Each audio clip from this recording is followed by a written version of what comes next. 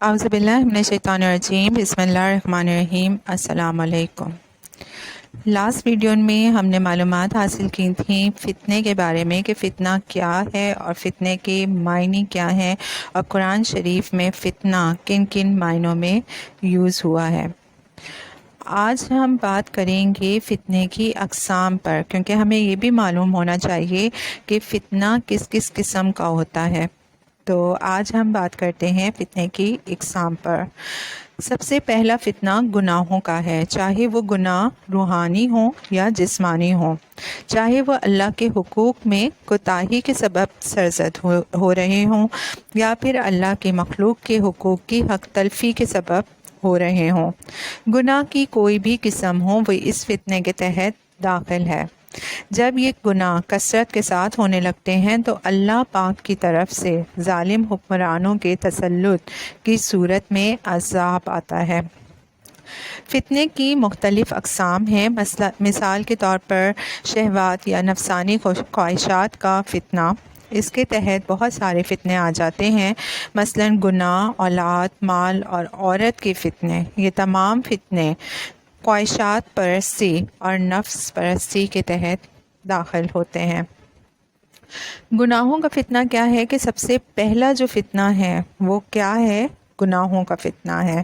اب چاہے ان گناہوں کا تعلق دل سے ہو یا جسم کے ساتھ، چاہے گناہ وہ ہوں جو اللہ کے حقوق میں کوتاہی کے سبب سرزد ہو رہے ہوں یا پھر اس قسم کے گناہ ہوں جن میں اللہ کے مخلوق کے حقوق کی حق تلفی ہو رہی ہو، گناہ کی کوئی بھی قسم ہو وہ اس فتنے کے تحت داخل ہے۔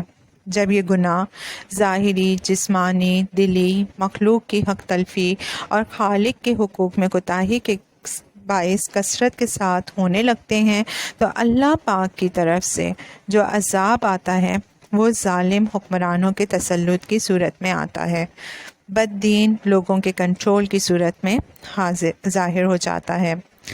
حضرت مالک بن دینار رحمۃ اللہ علیہ نے نقل کیا ہے کہ اللہ پاک فرماتے ہیں کہ میں اللہ ہوں، بادشاہوں کا بادشاہ، بادشاہوں کے دل میری قدرت میں ہے، میرے کنٹرول میں ہے، جو میری اطاعت کرتا ہے تو میں ان حکمرانوں کو اس پر مہربان بنا دیتا ہوں، اور جو میری نافرمانی کرتا ہے تو میں اس پر ظالم حکمرانوں کو مسلط کر دیتا ہوں۔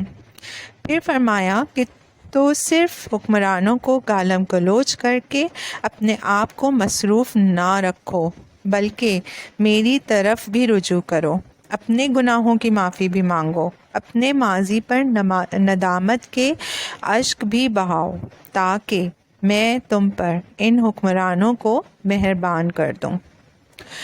اس حدیث قدسی میں یہ بات سمجھائی گئی ہے کہ جس طریقے سے ظالموں سے نجات کے لیے اسباب اختیار کیے جاتے ہیں، جیسے ان سے برات کا اظہار کرنا، ان سے بیزاری کا اعلان کرنا، تو جہاں یہ اسباب اختیار کیے جاتے ہیں وہاں مسلمانوں کو ان ظالموں سے نجات کے لیے ایک اور اعلیٰ اور بہترین سبب بھی اختیار کرنا چاہیے، اور وہ یہ ہے کہ اللہ کی طرف رجوع کیا جائے، توبہ اور استغفار کیا جائے، اپنی زندگی کو بدلا جائے۔ جب ایک طرف سے اپنے گناہوں سے توبہ اور دوسری طرف سے مادی طور پر اسباب اور ذرائع کو اختیار کرتے ہوئے ان سے چھٹکارا پانے کی کوشش کرنے کا عمل پایا جائے گا تو پھر ان سے نجات ملے گی۔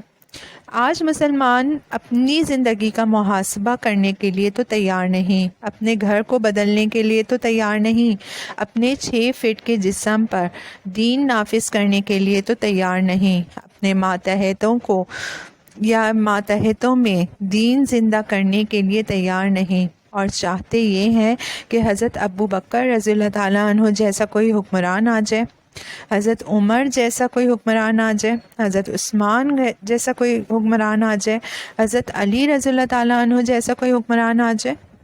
میرے عزیزوں، یہ سب بڑے لوگ تھے اور ان کے ماتحت بھی بڑے لوگ تھے۔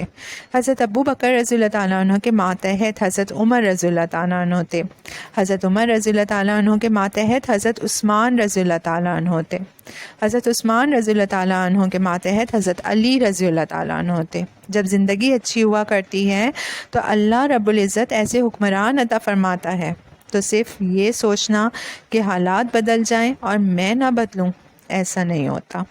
آج سب کی زبان پر یہ شکوہ ہے کہ حالات بہت خراب ہیں، لیکن کیا کبھی کسی نے یہ سوچا کہ میں نے آج صبح سے لے کر شام تک اللہ پاک کو کتنا ناراض کیا ہے؟ کہتے ہیں کہ امن و امان ختم ہو چکا ہے۔ ارے یہ نہیں سوچتے کہ ہم مخلوق کے کتنے حقوق ضائع کر رہے ہیں، ہم اللہ پاک کے کتنے حقوق ضائع کر رہے ہیں جنہیں پورا کرنا ہمارے بس میں ہے۔ اس بات کی کسی کو فکر نہیں ہے۔ میرے عزیزوں، حالات ایسے نہیں بدلتے۔ جہاں ان ظالموں سے نجات کے لیے خارجی محنت ضروری ہے کہ ان کے لیے بد دعا کی جائے اور ان سے نجات کی صورتیں اختیار کی جائیں، تو وہاں اس بات کی بھی ضرورت ہے کہ اللہ کی طرف رجوع کیا جائے، اپنے اللہ سے بھی صلح کی جائے، اپنے آپ کو بھی بدلا جائے، اپنے گھر کو بھی بدلا جائے، اپنے ماتحتوں کو بھی بدلا جائے۔ جو ہم کر سکتے ہیں وہ تو کریں۔ اسی لیے تو حدیث قدسی میں فرمایا گیا کہ صرف یہ نہیں کہ بس تبصرے کر دیے اور برے بھلے جملے کس دیے اور اپنی زندگی کا محاسبہ نہیں کیا تو گناہ معاف نہیں ہوں گے، بلکہ گناہوں کی معافی کے لیے ارشاد فرمایا کہ اپنے آپ کو خبردار کرو اور اپنے آپ کو متوجہ کرو۔ میرے عزیزوں، گناہوں کی زندگی سے نجات حاصل کرنے کے لیے چند چیزیں نہایت اہم ہیں۔ پہلی چیز یہ کہ آدمی اس بات کا تصور کرے کہ اللہ بڑا مہربان ہے اور جس چیز سے اللہ کی مہربان ذات نے روکا ہے یقیناً اس کے اندر گندگی اور خرابی ہوگی، اس کے اندر کوئی نقصان ہوگا، وہ چیز موذی ہوگی، تبھی تو اس مہربان نے روکا ہے۔ جیسے شفیق ماں باپ اپنی اولاد کو نقصان دہ چیز سے روکتے ہیں، اگرچہ اولاد کو یہ پتہ نہیں ہوتا کہ اس کے نقصانات کیا کیا ہیں، لیکن اس اولاد کو یہ علم ضرور ہوتا ہے کہ میرے ماں باپ میرے بڑے خیر خواہ ہیں اور جس چیز سے میرے ماں باپ منع کر رہے ہیں یقیناً اس کے اندر کوئی خرابی یا نقصان ہوگا، اگرچہ مجھے اس کا علم نہیں ہے، میں اس نقصان سے آگاہ نہیں ہوں، میں اس نقصان کے بارے میں نہیں جانتا۔ تو جب میرا اللہ کہہ رہا ہے اور اللہ مہربان بھی ہے اور مہربان بھی ایسا ہے کہ ماؤں سے زیادہ مہربان، ہزار ماؤں سے زیادہ شفیق، تو اگر اللہ پاک کسی چیز سے منع کر رہا ہے تو یقیناً اس کے اندر بندوں کی بھلائی ہے۔ اللہ تعالیٰ کا حکم ہے کہ نماز مت چھوڑنا، تو یقیناً اس حکم میں میری ہی کوئی بھلائی پوشیدہ ہے۔ یہ بات ذہن میں بیٹھ جانی چاہیے کہ اللہ تعالیٰ ہمارا بھلا چاہتا ہے، ہماری خیر خواہی چاہتا ہے، اسی وجہ سے وہ کسی کام کو کرنے کا کہتا ہے اور کسی کام سے رکنے کا حکم دیتا ہے۔ ہمیں اس کے بندے ہونے کی حیثیت سے اس کے احکامات کی بلا جھجک پیروی کرنی چاہیے۔ یہ پیروی دلی خوشی اور رضا سے کرنی چاہیے، نہ کہ اللہ کے خوف اور قیامت کے دن سے ڈر کر۔ بس یہ خیال ہونا چاہیے کہ اللہ پاک ہمارا خیر خواہ ہے۔ ہاں، پھر جب جہنم کا دھیان ہو جائے گا تو پھر اس خیال کے اندر بھی اور طاقت آ جائے گی اور اس شخص کے اندر گناہوں سے بچنے کی زیادہ طاقت آ جائے گی اور اس کی ہمت بڑھ جائے گی۔ دوسری چیز یہ کہ اللہ تعالیٰ سے حیا آئے۔ بندے کو اپنے بڑے بھائی سے بھی حیا آتی ہے اور اس کے سامنے کوئی ناشائستہ حرکت نہیں کرتا۔ اماں ابا سے بھی حیا آتی ہے کہ ان کے سامنے کوئی ناشائستہ حرکت نہیں کرتا، لیکن اللہ سے حیا نہیں آتی۔ اللہ سے حیا ختم ہو گئی ہے۔ جس چیز سے اللہ تعالیٰ نے منع کیا ہے وہی کام اللہ تعالیٰ کے دیکھنے کی حالت میں کر رہا ہے، اس لیے لازم ہے کہ اللہ پاک سے حیا آنی چاہیے۔ تیسری چیز یہ کہ اللہ پاک کی عطا کردہ نعمتوں کا استحضار کرے اور ان نعمتوں کے دوام یعنی ہمیشہ اس کو برقرار رکھنے کی کوشش میں لگا رہے، اس لیے کہ اگر ان نعمتوں کے ہوتے ہوئے اللہ تعالیٰ کی نافرمانی کی، گناہوں کا راستہ اختیار کیا تو یہ نعمتیں چھن جانے کا ڈر ہے۔ بندہ جب بھی کوئی گناہ کرتا ہے تو جس نوعیت کا گناہ ہوتا ہے اسی نوعیت کی کوئی نعمت اللہ تعالیٰ اس سے چھین لیتا ہے۔ لہٰذا اس بات کا دھیان ہونا چاہیے کہ اللہ تعالیٰ نے نعمتیں دی ہیں تو ان نعمتوں کو بچا کے بھی رکھنا ہے، کیونکہ گناہ نعمتوں کے لیے آگ ہیں۔ جس طرح سے آگ جو ہے وہ لکڑیوں کو کھا جاتی ہے، اسی طرح سے گناہ نعمتوں کو کھا جاتے ہیں، اور جس نوعیت کا گناہ ہوتا ہے اسی نوعیت کی کوئی نعمت چھن جاتی ہے۔ مثلاً آپ نے آنکھوں سے غلط دیکھا تو آپ نے اپنی آنکھوں سے گناہ کیا، اب اللہ پاک آپ کو اسی نوعیت کی کسی نعمت سے محروم کر دے گا۔ جب آپ حرام کی زندگی گزارنا چاہیں گے تو اپنی بیوی کو دیکھنے کی لذت سے محروم ہو جائیں گے۔ پھر آپ کو حلال دیکھنے میں لذت نہیں آئے گی، اس لیے کہ آپ نے حرام سے لذت لی ہے۔ اگر آپ نے کان سے موسیقی سنی، گانا سنا، تو آپ حلال سے محروم ہو جائیں گے۔ آپ نے اگر حرام کا لقمہ کھا لیا تو آپ حلال کے لقمے سے محروم ہو جائیں گے۔ اس صورت میں بس اوقات نعمت کی شکل تو ہوگی مگر اس کے اندر کی لذت سے بندہ محروم ہو جائے گا۔ بیوی تو ہوگی لیکن اللہ تعالیٰ لطف سے محروم کر دے گا، اس لیے کہ اس نے حرام سے لذت لی ہے۔ شباب موجود ہے، قوت اور طاقت بھی موجود ہے، لیکن اسے حرام میں استعمال کیا ہے، لہٰذا اب حلال کی لذت سے محروم ہو جائے گا۔ تو میرے عزیزوں، اس بات کا خیال بھی ہو کہ اگر میں نے گناہ کر لیا تو میں ان نعمتوں سے محروم ہو جاؤں گا جو میرے پاس ہیں۔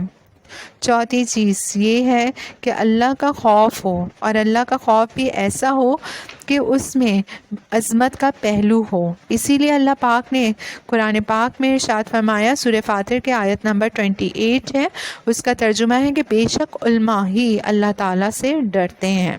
ایسا ڈرنا یا ایسا خوف کھانا جس میں سامنے والے کی خوب عظمت ہو، خشیت کہلاتا ہے۔ ایک ہے آپ کا چیتے، شیر اور سانپ سے ڈرنا اور خوف کھانا، یہ ڈر ایک الگ نوعیت کا ہے۔ ایک ڈر وہ ہے جس کی بنا پر آپ اپنے والد سے ڈرتے ہیں، یہ ڈر کا ایک الگ پہلو ہے، مگر اس ڈر کے اندر تعظیم کا پہلو بھی ہے۔ خشیت بھی اسی کو کہتے ہیں کہ اللہ تعالیٰ سے ایسا ڈرنا کہ جس میں اللہ کی عظمت اور احترام کا پہلو بھی ہو، یعنی اللہ کی عظمت اور اس کا احترام دل کے اندر اتنا ہو کہ یہ بات گوارا ہی نہ ہو کہ کوئی ایسی حرکت کروں جو اللہ تعالیٰ کو ناپسندیدہ ہو۔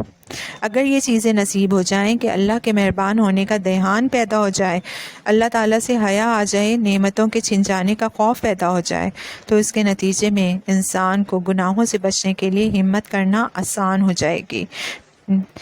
گناہوں سے بچنے کا بہترین حل ہمت ہے، ہمت، اور اس ہمت کو بڑھانے کے لیے ان چیزوں کا دھیان کرنا اور ان کو سوچنا ضروری ہے۔ شکریہ۔